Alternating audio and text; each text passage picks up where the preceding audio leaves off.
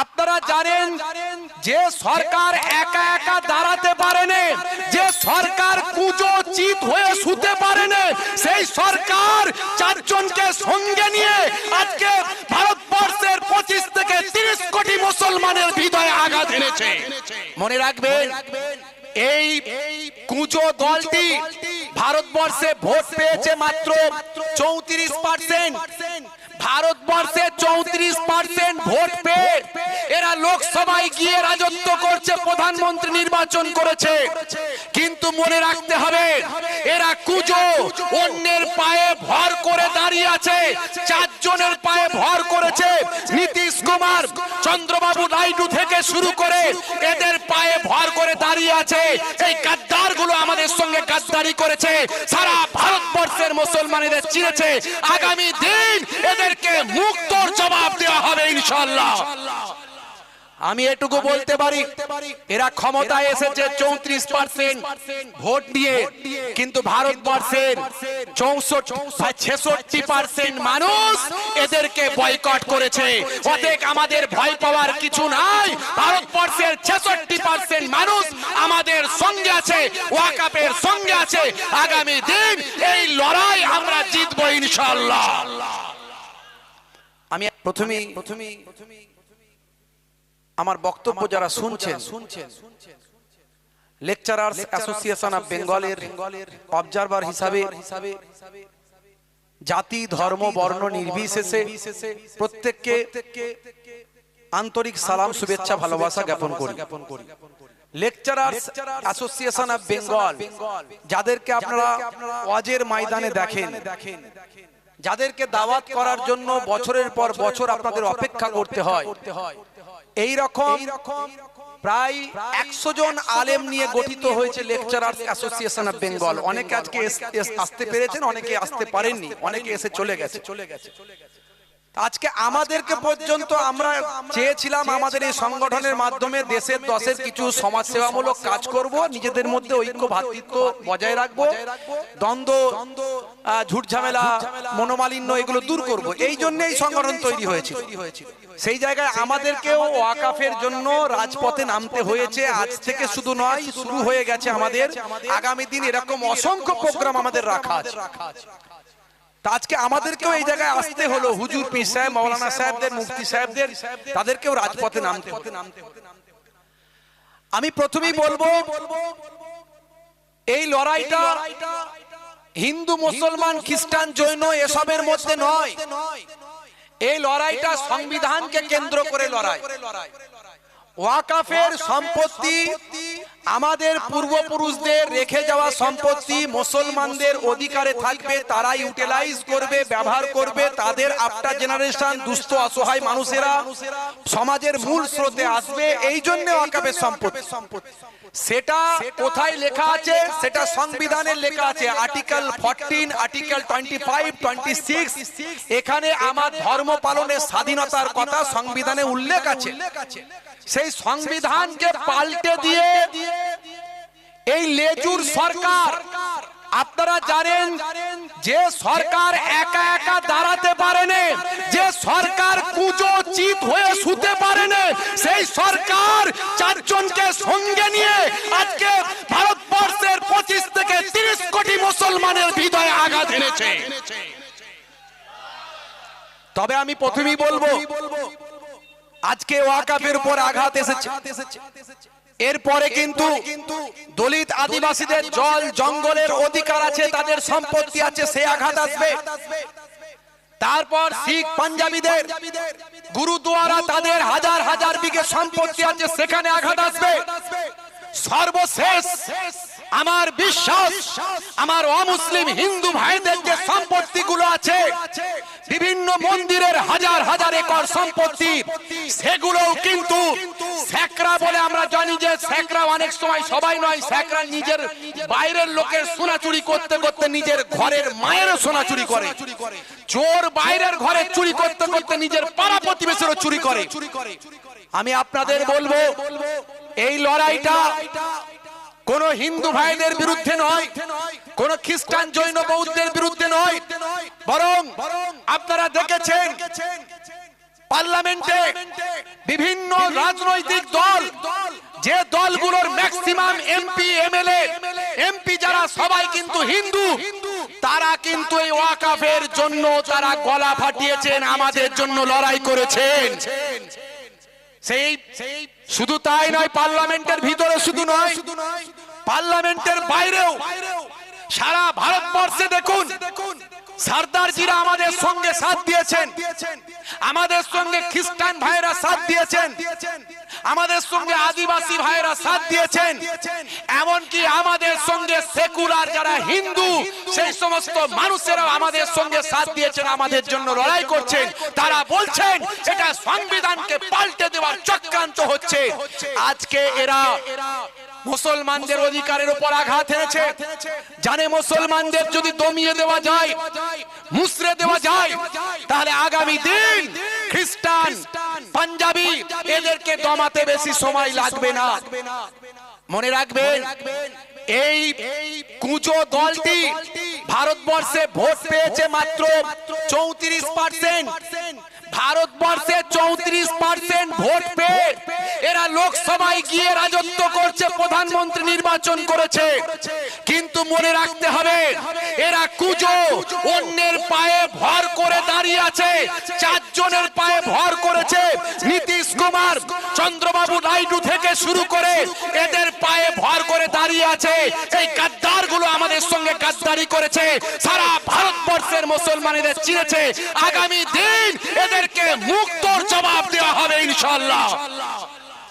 আমি এটুকু বলতে পারি, এরা ক্ষমতায় এসেছে 34% ভোট দিয়ে, কিন্তু ভারতবর্ষের 66% মানুষ এদেরকে বয়কট করেছে।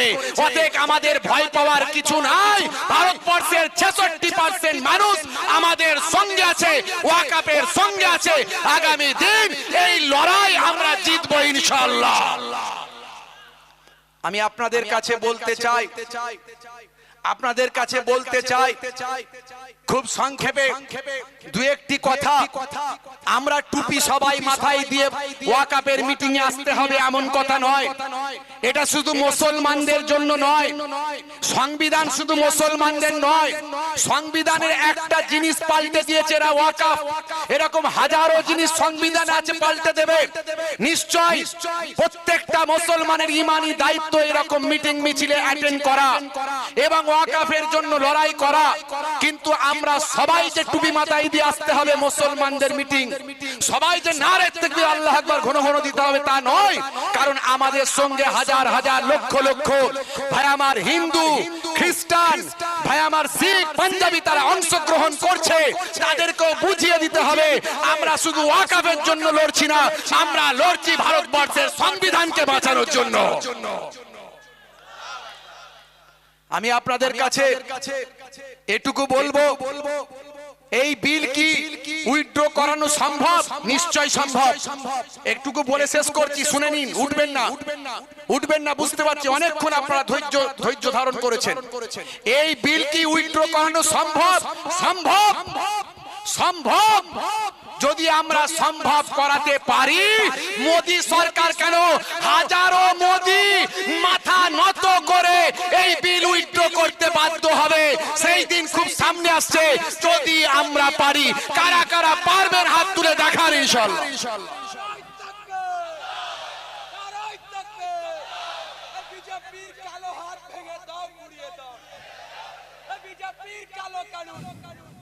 মানছি না। আমরা দেখেছি, আপনারা দেখেছেন, শুধু কৃষক বিল নয়, কৃষক বিল শুধু নয়, কৃষক বিল পাস হয়েছিল, তারপরেও মাত্র পাঞ্জাবের 2 কোটি কৃষক তারা দেখিয়ে দিয়েছে রাজপথে থেকে কিভাবে লড়াই করতে হয়। শুধু কৃষক বিল নয়, এরকম অনেকগুলো বিল পাস হয়েছিল, কিন্তু সরকারকে পরবর্তীকালে এইরকম আন্দোলনের ঠেলায় চাপে পড়ে মাথা নিচু করে নাক ঘিসড়ে তাদেরকে সেই বিলগুলোকে উইথড্র করতে হয়েছে। আগামী দিন আমরা যদি সারা ভারতবর্ষের 28টা রাজ্যের রাজধানীতে গিয়ে যদি বছরের পর বছর পড়ে থাকি, প্রত্যেকটা পরিবার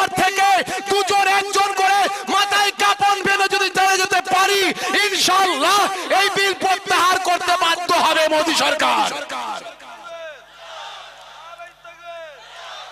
আমাদেরকে দিল্লি যাওয়ার প্রয়োজন নাই, যদি প্রয়োজন হয় সেটা মুসলিম পার্সোনাল ল বোর্ড বলবে, নিশ্চয়ই আমরা যাব। ভারতবর্ষের যত সংগঠন আছে যারাই এই আন্দোলন করছে, মনে রাখবেন সব কিন্তু মুসলিম পার্সোনাল ল বোর্ডকে মান্যতা দিয়ে তাদের নীতি আদর্শকে সামনে রেখে আমরা শান্তি শৃঙ্খলা পছন্দ করি। এমন কোন বাক্য প্রয়োগ করব না, এমন কোন সোশ্যাল মিডিয়ায় লিখব না, এমন কোন স্লোগান দেব না, এমন কোন প্রোগ্রামগুলোতে গিয়ে আমরা কথা বলবো না, অশান্তি করব না, যার দ্বারাই আমাদের এই আন্দোলন স্থিমিত করতে পারে সরকার। যেটা আমাদের পূর্ববর্তী বক্তা আমাদের ডক্টর আব্দুল্লাহিল মারুফ স্যার বলেছেন, আমাদের প্রেসিডেন্ট স্যার বলেছেন। মনে রাখবেন, আমি আপনাদের কাছে বলি, শান্তি শৃঙ্খলা বজায় রেখে দীর্ঘমেয়াদী আন্দোলন হবে। গণতন্ত্রকে বাঁচানোর লড়াই, সংবিধানকে বাঁচানোর লড়াই।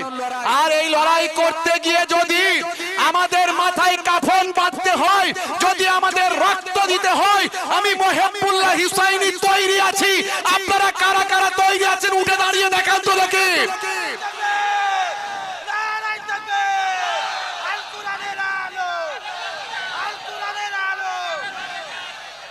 মাশাআল্লাহ, এই ওয়াকাফের কালা কানুন মানছি না, মানবো না। ওয়াকাফের কালা কানুন মানছি না, মানবো না। সংবিধান নষ্ট করতে দিচ্ছি না, দেব না। সংবিধান নষ্ট করতে দিচ্ছি না, দেব না। চলে যাবেন না, দোয়া হবে, দোয়া হবে, চলে যাবেন না। সংবিধান নষ্ট করতে দিচ্ছি না, দেব না। ওয়াকাফের কালা কানুন মানছি না, মানবো না। মোদী সরকার ওয়াকাফ বিল প্রত্যাহার করতে হবে। মোদী সরকারের ওয়াকাফ বিল প্রত্যাহার করতে হবে। আন্দোলন দিকে দিকে ছড়িয়ে দাও, ছড়িয়ে দাও। সাংবিধানিক আন্দোলন দিকে দিকে ছড়িয়ে দাও, ছড়িয়ে দাও। যারা আমাদের সঙ্গে আছে আমরা তাদের সঙ্গে আছি, সঙ্গে আছি, সঙ্গে আছি। যারা আমাদের সঙ্গে আছে আমরা তাদের সঙ্গে আছি, সঙ্গে আছি, সঙ্গে। যারা সুপ্রিম কোর্টে লড়াই করছে আমরা তাদের সঙ্গে আছি, সঙ্গে আছি, সঙ্গে। যারা সুপ্রিম কোর্টে কেস করেছে আমরা তাদের সঙ্গে আছি, সঙ্গে আছি, সঙ্গে। যারা সুপ্রিম কোর্টে মামলা করেছে আমরা তাদের সঙ্গে আছি, সঙ্গে আছি, সঙ্গে আছি। ধন্যবাদ সকলকে যারা আজকে এসেছিলেন। দোয়া করছি, একটু দাঁড়ান, আপনারা চলে যাবেন না, একটু দোয়ার ভাইরা বলছেন ছোট্ট করে একটু দোয়া। আর আপনারা কেউ চলে যাবেন না, একটুখানি সকলে আমরা মহাব্বতের সঙ্গে দোয়া চাই। আল্লাহুম্মা আমিন। ربنا آتنا في الدنيا حسنة وفي الآخرة حسنة وقنا عذاب النار ربنا ظلمنا أنفسنا وإن لم تغفر لنا وترحمنا لنكونن من الخاسرين আরব আল্লাহ লেকচারার্স অ্যাসোসিয়েশন অফ বেঙ্গল, বাংলার খ্যাতনামা বিখ্যাত প্রায় 100 জন আলেম ওলামাদের নিয়ে দেশের দশের উপকারের জন্য এই সংগঠন গঠিত হয়েছিল। দীর্ঘদিন ধরে কাজ করছে, আজ অন্যায়ের বিরুদ্ধে পথে নেমেছে। আয় আল্লাহ তাআলা এই পথে নামাকে কবুল করে নিন, এটা আমাদের সওয়াবের হকদারের মধ্যে করে দিন আমাদের। আয় আল্লাহ, আমাদের কালা কানুন যেটা করা হয়েছে আমাদের বিরুদ্ধে, ওয়াকাফের বিরুদ্ধে, কালা কানুন প্রত্যাহার যেন হয় তৌফিক দান।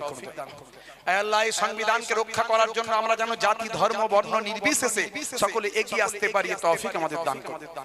আল্লাহ, মুসলমানের ভালো করুন, হিন্দু ভাইদের ভালো করুন, খ্রিস্টান জৈন বৌদ্ধের ভালো করুন, সারা পৃথিবীর মানুষের ভালো করুন, সারা পৃথিবীর মানুষকে আপনাকে আপনার রাসূলকে চেনার তৌফিক দান করুন।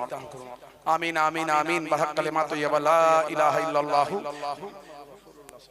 আসসালামু আলাইকুম।